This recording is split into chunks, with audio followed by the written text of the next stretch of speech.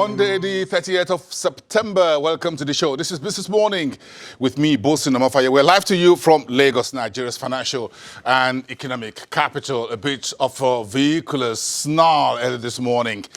Just right in front of our global headquarters here, the repairs by the construction giant Julius Berger is ongoing. Deadline mid of December. The authority says those repairs and rehabilitation will be done and reopened for the heavy vehicular traffic expected for the end of the year. That is there. But of course, the usual gridlock took everyone by surprise this morning. Folks spending hours to get in and out of the commercial nerve center. Quite a very experience this morning. But let's get on with business as always. Thank you, everyone. It's a very big day. Nigerian Stock Exchange is holding its annual general meeting today at about 11 o'clock in the morning. Meantime, the Stock Exchange's oldest member, the 100-year-old Pa Akintola Williams, will be the one closing today's trading day, wrapping up the final trading day in September and effectively putting the third quarter of the year behind us. Watch out for details of that later today and tomorrow. We'll bring you all those details. Two big events today. The Nigerian Stock Exchange will have a sneak preview or a sneak view into the discussions at the Stock Exchange annual meetings later in the afternoon. Meantime, the central bank deadline for banks to meet higher threshold of 60% loan-to-deposit ratio expires today. Last week, the central bank chief, Godwin Emefiele, told Bloomberg that feedbacks so far shows excellent level of compliance with the new loan-to-deposit ratio by banks. But he says, according to Bloomberg, sanctions will apply to any banks that fail to meet the deadline, which expires today, effectively tomorrow, which, of course, is Nigeria's Independence Day and a big day on the other side of the Pacific, with China also celebrating its National Day tomorrow. So a very big day. The Chinese will go on a one-week holiday. We have just one day here in Nigeria, and that is tomorrow. So businesses and markets will be closed for tomorrow. Meantime, of course, you've been watching the channel since the start of last week. We had a number of reports and interviews scheduled to mark the country's 59th independence. We're just 12 months to that critical threshold of 68th independence anniversary. Over the weekend, the Lagos Chamber of Commerce and Industry, the oldest chamber of commerce in Nigeria, sent out a 4-page statement on the Nigerian economy at 59, saying the paradox of country's oil sector contributing 50% of our revenue and 80% of our foreign exchange, quote, remains the major failing of the Nigerian economy at 59. The LCCI went on to add in the statement that the oil sector dominance makes the Nigerian economy vulnerable to global shocks and weak in economic inclusion. You want to read up on the 4-pager? You can find it. Let's get on to other stories. Business and financial markets start 2019 wrap up this week as we step into October and the final quarter of the year. Give you a sense of some of the big stories on the calendar that we're tracking for you here. The MTEF, which is the Medium-Term Expenditure Framework, which was laid before the National Assembly by the executive branch late last week, and the Fiscal Strategy Paper, or FSP.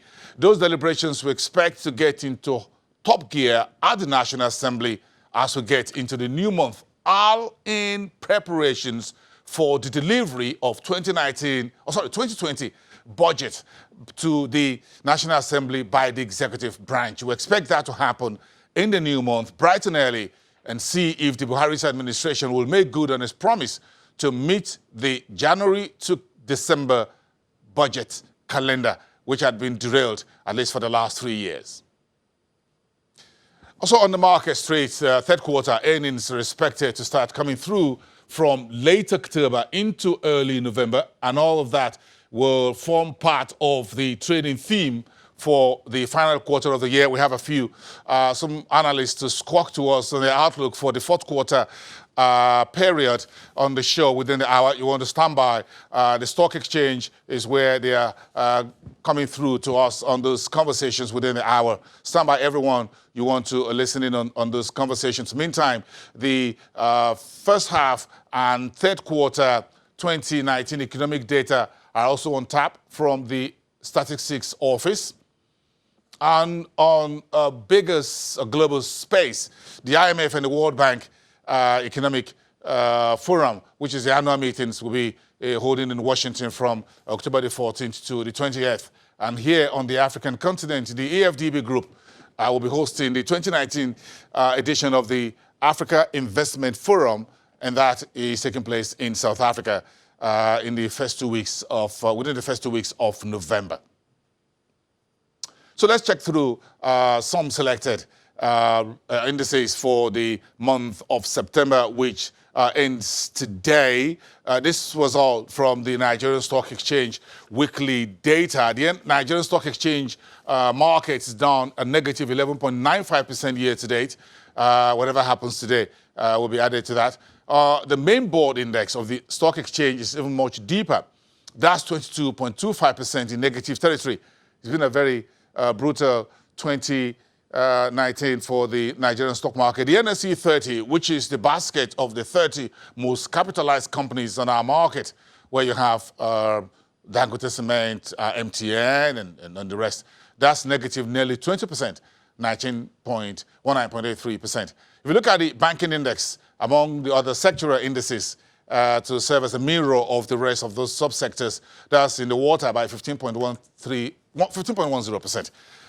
The much smaller, less talked about ASEM index, that's the alternative stock exchange for small and medium enterprises. That's what the ASEM is on the stock exchange, down 2.46%.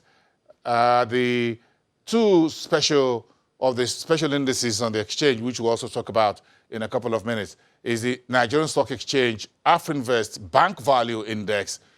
That index was created by the investment bank AfriInvest a couple of months ago. That's tracking the all-share index at 13.82% year to date. And you can see the all-share there at the top of the table, don't you? The NSE AfriInvest Bank Value Index slightly about 2% or nearly 3% ahead of that. And then the AfriInvest Dividend Yield Index tracking is causing the Bank Value Index by 14.82% negative year to date. So let's chat a little bit to this and a bit of a look back first into the month. We're wrapping up today. Let's cross over to the Nigerian Stock Exchange. Our studios down there, downtown, on Market Street in Lagos, on Customs Street. Adedayo Bakari is an investment analyst, is joining us from AfriInvest. Good morning, Adedayo. Good to see you. Hope you had a great weekend. Good morning, Bosen. Thanks for having me on the show. My weekend was great. Yeah, thank you for coming through. We appreciate your time. So give us a sense of what you guys looked at when you look at September as that very critical juncture between the upper part of the year and the final 3 months of the year. September is very crucial in every market. I'm sure you know that. So if you look at it for Nigerian market, what's your take? Okay, the Nigerian market was very interesting in September, both from, when you think in terms of the political space, right down into, the market street, then down into the regulatory environment as well. So let's take it one after the other. In the equities market for September, the performance was also not very good. The market was down, and most of the indices we track as well, from the consumer goods index to the insurance index and up to the AfriInvest ICT index, we saw a very bad performance. Also, when you think in terms of the general market sentiment also, we saw that in the month of September, we really didn't see an improvement, in sentiment, especially in the equities market, compared to, say, the period preceding the elections in March, for instance. So overall, the market has been bearish. Investor sentiment continues to be weak. However, the most interesting thing I think we saw in September was actually in the fixed income space and also in the currency segment. Now, in the fixed income space, prior to September, between July and August, we saw a moderation in yields, and that was due to slower, issuance of securities, almost securities to be exact, by the CBN, and that drove a moderation in yields, especially for, say, one-year treasury bills, which, investors, both foreign investors and local investors demand heavily. Now, in September, what we saw was, due to the higher level of maturities in the system, that is, previous OMO auctions led to a very high number of maturities in September, and as a result of that, we saw the CBN come into the market a bit more aggressively. So we've been seeing almost securities auctions ranging at above 300 billion weekly, and that has sort of constrained liquidity in the system. And the implication of that was we saw relatively higher yields in the fixed income market in September. Also, this is very, very connected to what is happening in the currency space, because if you've been watching, the foreign reserves have been declining. Since the beginning of September, we've seen, over $1 billion decline in external reserves. And the implication of this was that it could have pressure on the exchange rates. Now, the increase in yields have been able to, at least attract a bit of, foreign interest into the market and to retain existing players in the market. And what we continue to see in the currency segment is as a result of Nigeria's external accounts, which have been negative for some time now. If you think in terms of the current account balance, it's been negative since Q1. In Q2, the data release we saw in September by the CBN, we also saw that the current account balance was in a negative position. So overall, September was an interesting month for the entire market. We saw a bit of weak investor sentiment, and we saw a bit more resilience in the economy, especially in the currency markets. Adida, do you think we had a bit more clarity of where things will go in September? Do we have an idea? Is there any signaling, even for you, TAF Invest, from the monetary policy patience approach, as it were, or sentiment by those 9 members of the committee that met just about over a week ago? I think on the monetary policy side, there's a bit of clarity on it. We know the bank is trying to spur lending into the economy, and the deadline for banks to meet the minimum loan to deposit ratio of 60% actually closes today. And from what we saw at the meeting that was held by the CBN monetary policy committee, we've seen that banks are actually making a lot of progress in that area. And the MPC is actually quite comfortable with what banks have been doing. So it's going to be interesting to see if a lot of banks are able to meet the deadline stipulated for the new minimum requirement. But in our own opinion, we believe that a lot of banks, especially for the banks, most of the banks we cover, the tier 1 banks, we've seen a lot of improvements towards lending, especially when you think in terms of retail lending. A lot of banks have done that very well. Also, when you think in terms of the development interventions of the CBN, that is quite clear.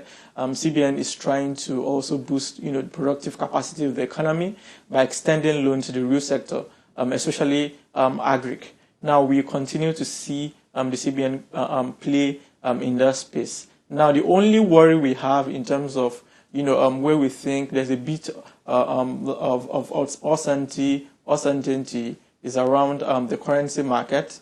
When you think in terms of the external position of Nigeria, it's not quite comfortable at the moment. Imports are rising very aggressively, and exports growth has been moderate.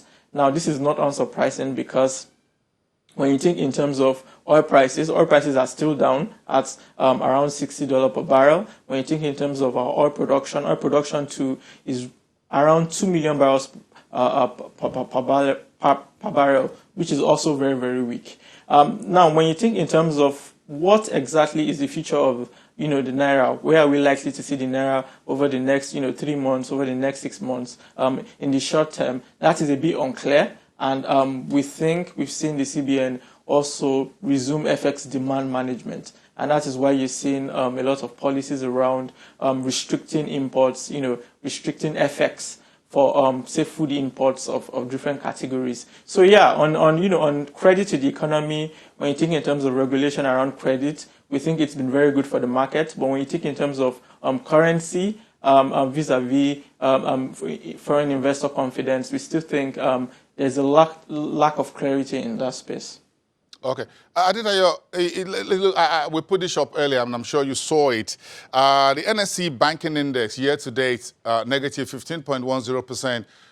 Your index, which is NSE Afrinvest Bank Value Index, negative 13.82% year-to-date. So let's use the banking index or the banking sector. You talk about the banks a bit earlier, yes, as the barometer here of the entire marketplace.